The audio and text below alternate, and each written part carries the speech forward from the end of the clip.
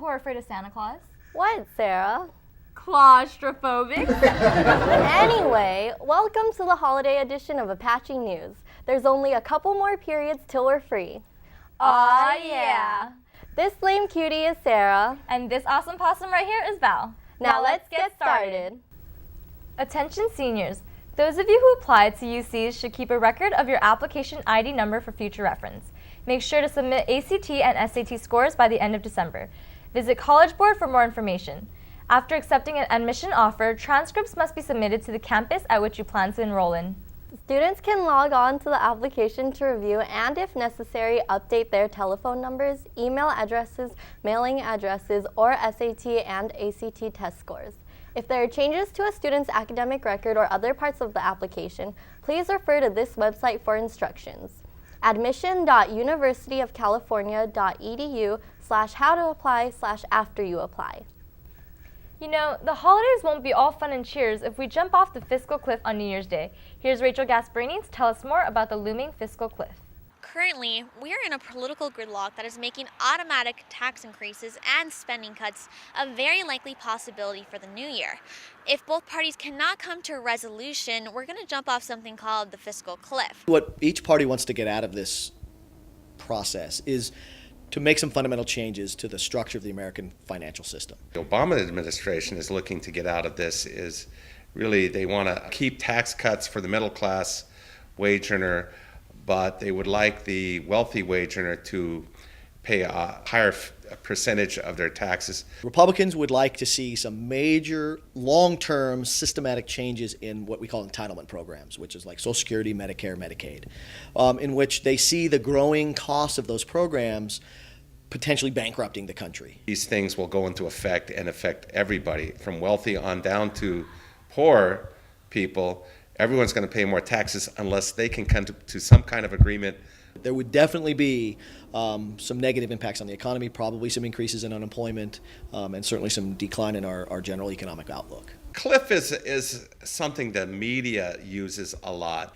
People like to use the idea of going off a cliff. Going off a cliff means you die. And there's a rhetorical twist there, because what's going to happen on January 1st is most people wouldn't notice anything, because budget cuts don't occur instantly. Tax rate increases wouldn't occur until the following year. It's not really a cliff. And that's as often in politics, you have to watch for rhetoric. The term fiscal cliff can be very misleading, for the country will not go into immediate economic disaster if a compromise is not reached. However, after New Year's Day, we will know if the parties do come to a consensus. This has been Rachel Gasparini, back to you in the studio. Thanks, Rachel. For those interested in trying out for boys tennis, be sure to get cleared from the athletics office as soon as possible. This will include getting a physical from a doctor. Clearance forms can be found on the AHS Athletics website, and remember, tryouts will be held the first week back from break. We'll also be seeing changes with our new campus when we get back from break. Here's Karina once again. Thanks, guys. I know when you think of the lunch pavilion, you think of lunch and you think of after-school activities, but did you ever think of it being closed? Well, come after winter break, you're going to be in for a little surprise. They'll be closing off the rally court area all the way down to the science building. Yep, you heard him right. That means there's no rally court or pavilion. But don't worry, it's all for a good cause. Well, it will be better than what we currently have on site, and so it'll be just a nicer setting for the students and more comfortable. Right now, it is slated to begin the work during the winter break, and the conclusion would be just prior to the start of the school year in 2013, the fall. For all of you who are worried about not being able to get food from the cafeterias, don't worry. All the food is moving to the food trucks. And don't forget they just opened the new PAC courtyard, so head over there if you're looking for a place to sit. It's going to provide a little bit of congestion for students, and so we all have to be patient and understand in order to get something good, we sometimes have to sacrifice for a short period of time. I know construction seems a little intrusive, but don't worry, seniors, it's our last year. Everyone else, good luck. This has been Karina Lago. Back to you guys in the studio. Thanks, Karina. Did you know we have a History Bowl team here at Arcadia High? This past Saturday, we sent 4 teams to the 2012 History Bowl and B Regional Tournament, and 3 of our teams qualified for nationals, with our A team, Boyang Jiao, Justin Yim, Yu Chiao Zhao, and Andrew Leung winning the entire tournament for the 2nd year in a row. Hey Val, have you seen Dr. Forsey around campus lately? No, I haven't. Well, that's because he's been up in Arizona bringing holiday spirit to the White Mountain Apaches. Here's Cheyenne for more. Hey guys, last weekend Dr. Forsey personally went up to Arizona to deliver the contents of the toy and jacket drive to the White Mountain Apaches. I always think of Arizona as being very hot and desert-like, but where the Apaches live is a very mountainous community. And in fact, the first morning we were there, it was 11 degrees when we headed out, so it is very cold. So the toy and jacket drive is extremely important for that community. I saw things that I never would have dreamed existed in our country and the poverty that exists. And so I want everyone to know that every ounce that was donated was put to good use. And you should have a tremendous sense of pride in being a part of that. I also wanted to share that the reaction of some of the students up there as they were helping unload the trailer and saw that we were Apaches, saw no Apaches down, saw the White River motto next to our high school motto. And they had a tremendous sense of pride, and they were grateful that we were Apaches as well, and that there was a kinship as we were bringing things up to them. There really was a connection that we were all Apaches. So the students need to know that. So thank you very much. I'd also like to recognize that a week ago today, we had a tragedy happen in our country. And while we can't take that back, I want everyone to know how grateful I am and the adults are to work in a community and to work with students that we have. This is an amazing and safe place to be. And so while our thoughts and prayers go out to that community, I also want to recognize all the students here who are just tremendous, and I'm so grateful to be here and work with them. Thank you all for your contributions to the toy and jacket drive, and remember to keep the victims of the Colorado shooting in your thoughts. Happy holidays from everyone at Apache News and Dr. Forsey. This has been Cheyenne Farouk. Now back to you guys in the studio. Thanks, Cheyenne. Congratulations to Andrew Leung for coming in first place in the JV History Bee. Max Lee and Evan Zhao both qualified for nationals in the inaugural United States Geography Challenge. It was a grueling 15-hour day, but worth it in the end. Congratulations to senior Nathan Smith for winning the 2013 California Speech and Hearing Association Consumer of the Year Award. The award ceremony will be held in Long Beach at the California Speech and Hearing Association Annual Conference in March. The French are coming. This year, there are 23 students ages 17 to 18 and 2 teachers who are in need of a host family.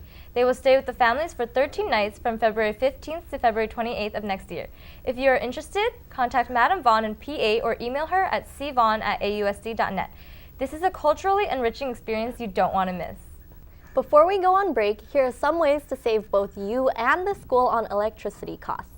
As students go on winter break, the school continues to function, especially with electricity, thus resulting in a huge bill. But no worries, Southern California Edison's Power Safe School is here to help. Power Safe Schools is a group that was put together with a joint effort between the district and the Southern California Edison Company. It's a student-led group, so we're trying to give students the opportunity to take leadership positions, and the group is basically run by students. The rest of the campus can help by opening up their blinds and windows. You allow as much lighting as possible in, and you can also then reduce the amount of electric lighting. You go on vacation or for weekends to do a more complete shutdown, that would be a good time to shut down the blinds, make sure the lights are off, and turn off the power strips for the computers and printers and any devices that we're not using. Before you leave 6th period, remember to turn off the lights, turn off your power strips, and close the blinds. Doing such will help the school a lot. This has been David Huang, Apache News. Thanks, David. The Latino Family Literacy Program is looking for student volunteers to babysit at Holly Avenue every Thursday from 6 to 8 p.m. on January 24th, 31st, February 7th, 14th, 21st, 28th, and March 7th, 14th, 21st, and 28th. This will go on for 10 weeks, and you must commit to all the weeks. Sign up in the Career Center. Speaking of schools, what do elves learn in school, Sarah? What, Val? The alphabet! Right. You know, if the apocalypse really does happen today, there's one thing that I need to do before the end of the world. What, Sarah? Tell me that you love me? That too, I guess. But what I really want to do is watch one last edition of Sports.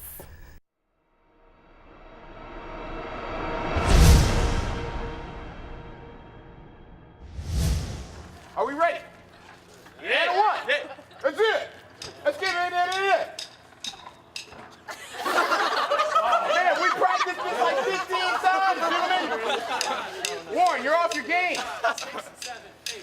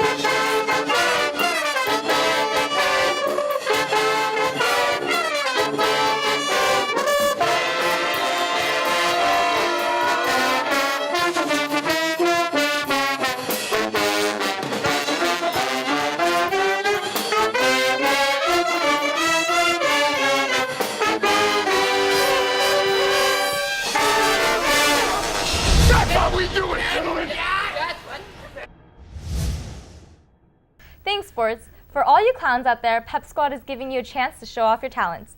They will be holding a circus act for the upcoming Winter Pep Assembly this February and are accepting all circus-related performances. So if you have some crazy juggling skills or insane flexibility, swing by room H4 to talk to Miss Erickson as soon as possible. PSAT scores and test booklets will be handed out starting at 3:15 p.m. on Thursday, January 10th. Following the distribution of scores in the new orchestra room, P103, there will be a seminar for students and their parents at 4 p.m. in MB1. All are welcome to attend this informational meeting to interpret your scores and find out your next steps. For all seniors who applied early decision, if you've been accepted, please inform the counselor who wrote your letter of rec so that he or she can send the appropriate mid-year report. The Hobbit is another movie you should put on your watch list. Here's Fenna Tandriardo with this week's movie review. Long-awaited prequel to the Lord of the Rings trilogy has finally arrived. The story is set 60 years before Frodo's call to action when Bilbo Baggins is swept into a quest by Gandalf to reclaim the lost dwarf kingdom of Erebor from the fearsome dragon Smaug. So this is your purpose, to enter the mountain? What of it? There are some who would not deem it wise. Bilbo finds himself joining a company of 13 dwarves led by the legendary warrior Thorin Oakenshield. The goblin tunnels where Bilbo meets Gollum and gains possession of the ring. Why don't we have a game of riddles? And if it loses, what then? Well, if it loses precious, then we eat it.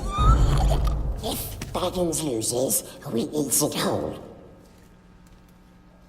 Fair enough. The movie was the first feature film to be shot and projected in 48 frames per second, twice as fast as the industry standard of 24 frames. The film I saw was also in 3D as well as the high frame rate. The images were a lot crisper and my eyes weren't throbbing at the end of the film, but I didn't see much of a difference from the standard 24 frames. As for the storyline itself, it had action sequences as well as some comedic bits. The dwarves' dialogue, well, that could have been worse, as well as Bilbo's expressions, provided comic relief to the otherwise serious characters of the film. It starts out slow, but by the end, there's more than enough action to keep the viewer satisfied. This film is the first of another trilogy and it provides a great starting point. I would definitely recommend seeing this movie, therefore I give it 10 rings out of 10. Thanks for watching. Thanks, Fenna, and that's all for this show. Whether you celebrate Hanukkah, Christmas, Kwanzaa, Ramadan, or any other holiday, we hope that your days will be spent happily with the ones you cherish most. Have an awesome break, you guys. I'm Sarah. And I'm Val. And we'll see you next year. Bye!